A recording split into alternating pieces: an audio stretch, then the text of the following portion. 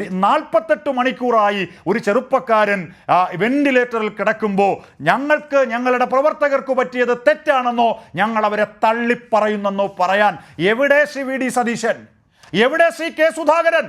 നമ്മുടെ മാധ്യമങ്ങൾ 8 മണിക്ക് കോൺഗ്രസ് നേതാക്കന്മാരെ എവിടെയെങ്കിലും ഒരിടത്ത് വിചാരണ ചെയ്യുന്നത് നമ്മൾ ആരെങ്കിലും കണ്ടിട്ടുണ്ടോ? വിചാരണ ചെയ്യുന്നത് നമ്മൾ ആരെങ്കിലും കണ്ടിട്ടുണ്ടോ? കള്ള വാർത്തയുണ്ടാക്കി CPIM-ന്റെ നേതാവ് ഓമനക്കുട്ടനെ ആലപ്പുഴയിൽ ഒരു ക്രൂരനായ ആളായി ചിത്രീകരിച്ച മാധ്യമങ്ങൾ എവിടെ പോയി?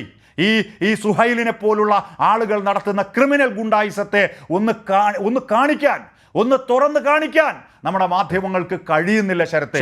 തീർച്ചയായും ഷിജു ഖാൻ, അതിൽ ഉയർത്തുന്ന താങ്കൾ പ്രകടിപ്പിക്കുന്ന രോഷം, ശക്തമായ പ്രതിഷേധം, അതിൽ ഉന്നയിക്കുന്ന വിമർശനം അത് വളരെ പ്രസക്തമാണ്, അത് ഗൗരവമുള്ളതുമാണ്, യാതൊരു സംശയവുമില്ല. അത് ഏതെങ്കിലും തരത്തിൽ നിരാകരിക്കാവുന്നതുമല്ല.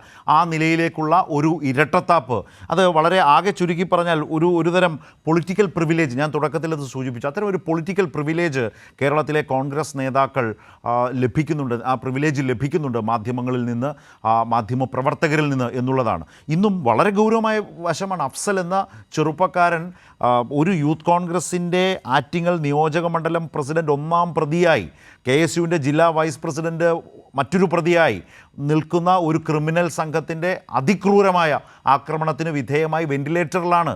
പക്ഷേ അത് ഏത് നിലയിലാണ് അതിൻ്റെ ഗൗരവത്തെ ആ നേതൃത്വത്തിലേക്ക് അവർ സമാധാനം പറയാൻ അവരെ നിർബന്ധിതരാക്കും വിധം ആ വിഷയത്തെ ഏറ്റെടുക്കാതിരിക്കുന്നത് എന്നുള്ളത് കേരളത്തിൻ്റെ മുമ്പിൽ വളരെ ഗൗരവമായ ഒരു പ്രശ്നം തന്നെയാണ്. അവിടെയാണ് ആ ഇരട്ടത്താപ്പ്, ഈ മാധ്യമപ്രവർത്തനത്തിൻ്റെ സത്യസന്ധതയില്ലായ്മ കൂടി ആളുകൾ ആ നിലയിൽ സമൂഹ മാധ്യമങ്ങളിൽ ഈ കാലത്ത് ചോദ്യം ചെയ്യുന്നത് എന്നത് പറയാതെ പോകാനുമാവില്ല.